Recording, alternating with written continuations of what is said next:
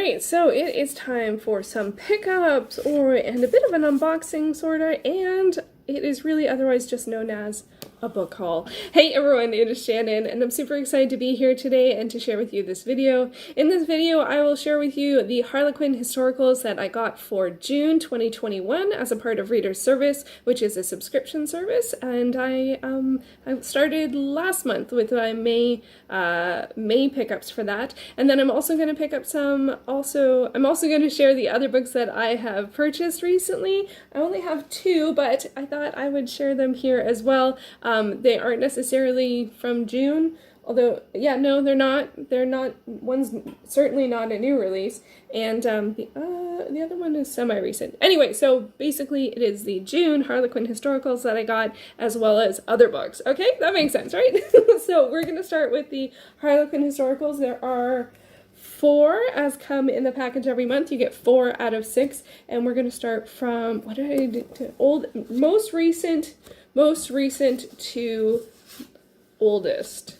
It's got to be an easier way to say that, but I will figure that out next time. So first up we have the Cinderella Heiress by Janice Preston. This is a Regency romance, and the time period is on the spine, so a Regency romance. It is set in 1816 London. It is the second book in the Lady Tregowan's Will series. The first book is The Rags to Riches Governess, and this says on the back, she inherited a fortune, but will she realize her true worth? Claiming her inheritance in London will help Beatrice Fothergill escape her bullying, belittling half-brother. Well, I certainly hope so. When her carriage overturns, dashing Waterloo soldier Jack Kingswood comes to her aid, setting her pulse racing. Wow, this is another Waterloo-based one, or Waterloo-ish one. I'm currently reading Her Gallant Captain at Waterloo.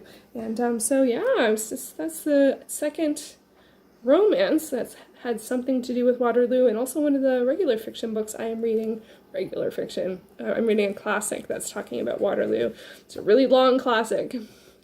One day I will finish it. Anyway, so that is this one. I am looking forward to it, and so yeah. Just so you know, if you haven't read any Harlequin Historicals, it's generally absolutely no problem to jump into the second book, third book, 10th book. Often they follow as, so this one's the Lady Tregowan's Will, so I guess they're all people that inherit from Lady Tregowan, but often the historicals follow a set of siblings or a set of friends or people that are in sort of similar circumstances or going through a similar journey, or it has the same setting, and there's usually a light tie-in character to character, but you don't necessarily have to read them in the order in which they're released. Often what I do is I'll just read the one that looks the most interesting, or the one I have, like this one, and if I enjoy it, I'll go back and read book 1. So, and I think that's been totally fine. Let me know if your experience has been the same, or if you maybe do prefer to always go to book 1. So next up we have A Proposal to Risk Their Friendship by Louise Allen. This is a Regency romance. It is set in 1816 London, and it is the 5th book in the Liberated Ladies series. Gotta love that title. The first book in the series is Least Likely to Marry a Duke. So for this one, an unconventional friendship could ruin their reputations. Oh my. Respecting each other's desire for independence, Lord Henry Carey and writer, Melissa Travernay, not so great with the name, sorry about that. They enjoy an uncomplicated friendship. Henry finds her amusing, intelligent company, but she's also an attractive woman, and he's alarmed to find lust sneaking in. Oh my. Yeah, so this one goes, I think, top of the pile for me, even though it's the 5th in the series.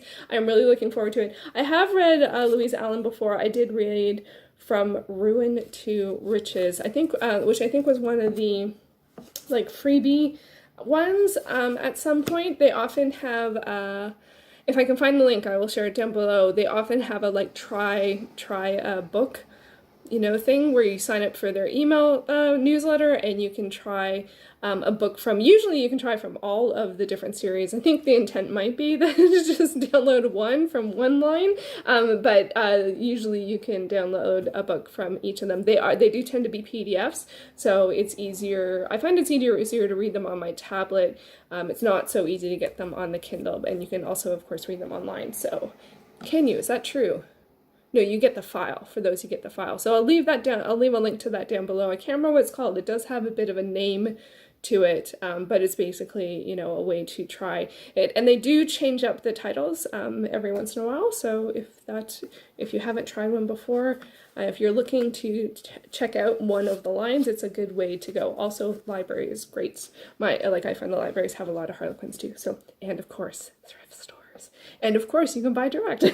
Okay, so next up, we have The Spinster's Scandalous Affair by Sophie James. This is another Regency romance. It is set in 1814 London, and it is a standalone, which is actually pretty rare, but that's cool to get one in. You don't have to worry about the whole series situation. And for this one, a sensible spinster shall go to the ball. Ooh, I always like when there's a ball. Oh, I cannot pronounce the character's name. No idea. Euphemeria? Deniston has accepted her quiet life as a servant to her stepmother's family until cynical, wealthy Augustus Rushworth offers his unusual arrangement, accompanying him around town to ward off husband-hunting debutantes. Oh my gosh, okay, that sounds like a lot of fun, so that's definitely another one that goes up to the top of the pile.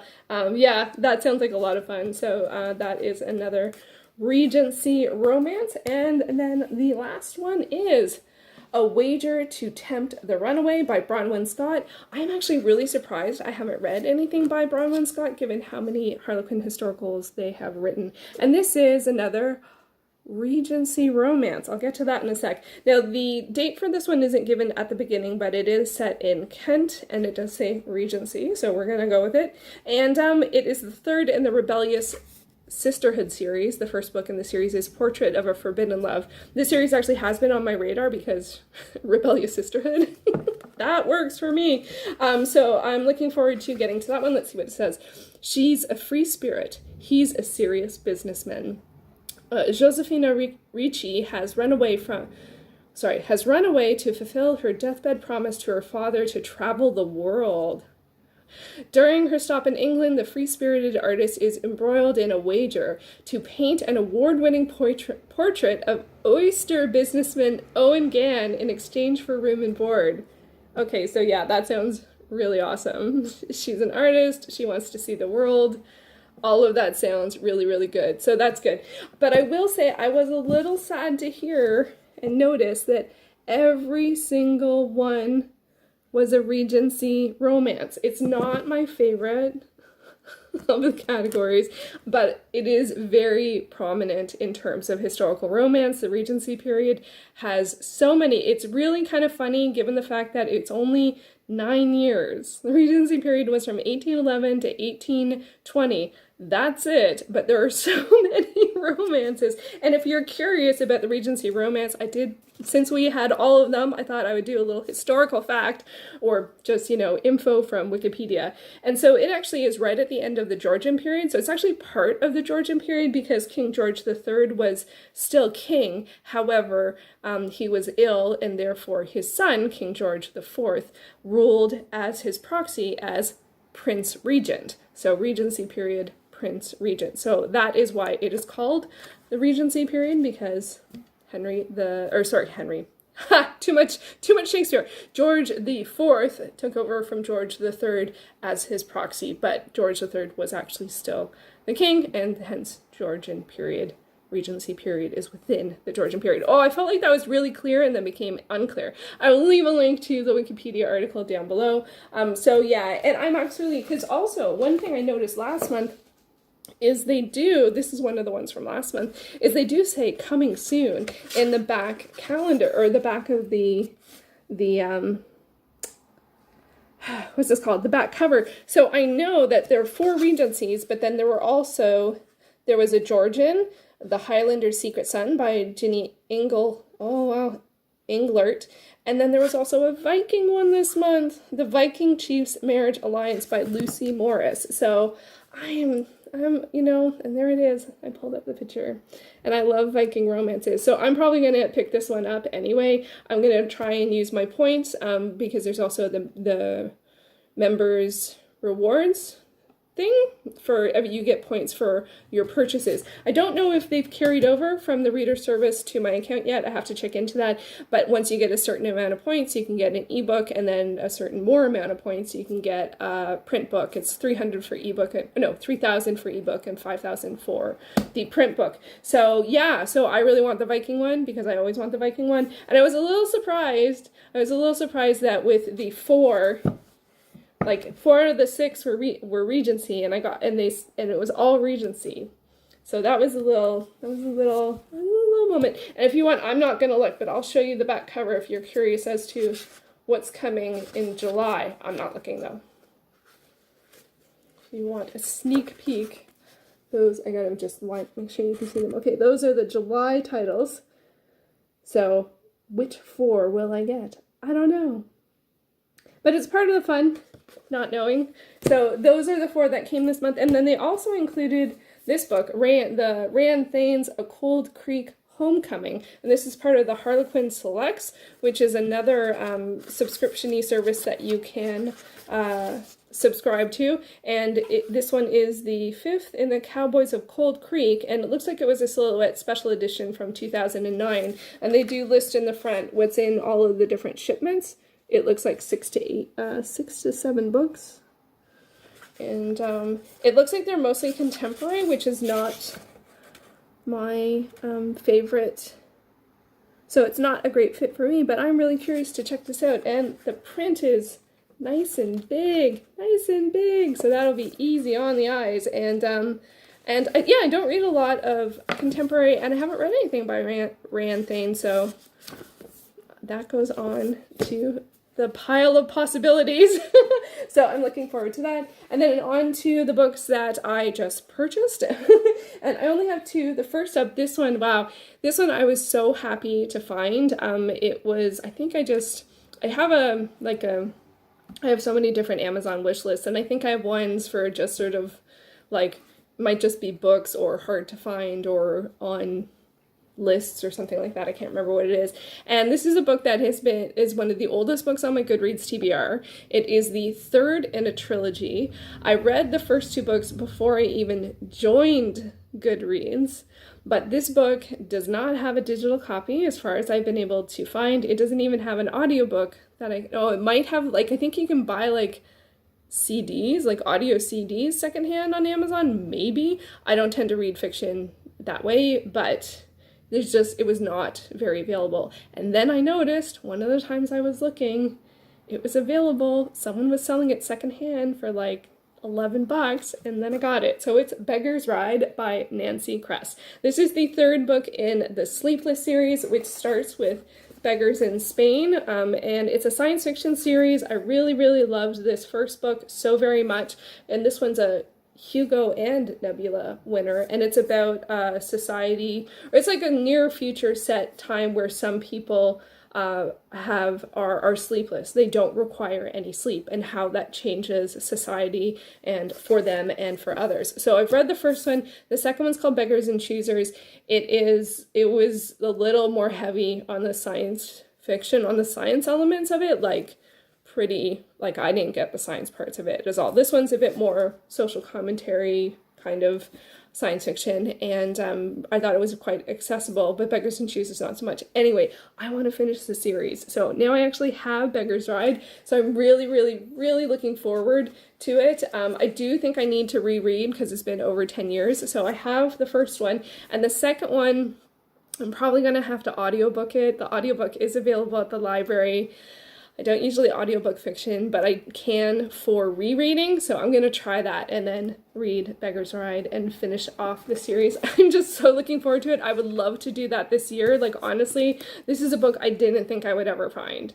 I really didn't think I would ever find. So I'm glad that every once in a while I look through my Amazon wish list, or maybe I just typed in the title, I don't know, and thank you to the person who sold it, because I really never thought I was going to get the opportunity to finish that series.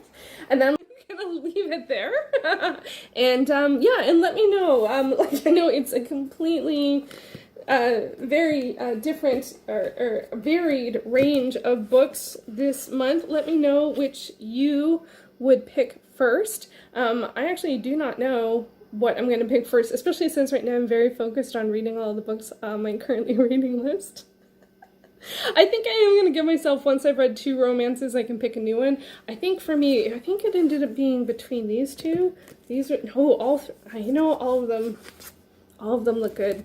And, you know, I want to read all the books, but I have to read Beggars in Spain and Beggars and Choosers before I can read Beggar's Ride. But that would be great to finish off that this year, because it has been a goal of mine for several years. Ever since I started working on the oldest books on my Goodreads TBR, that one has been one that I've been like, wow, how am I going to swing that? So now I finally can. And then also reading memoirs are on my my annual reads, as well as Harlequin Historical. So I'm just helping myself reach my goals by buying these books.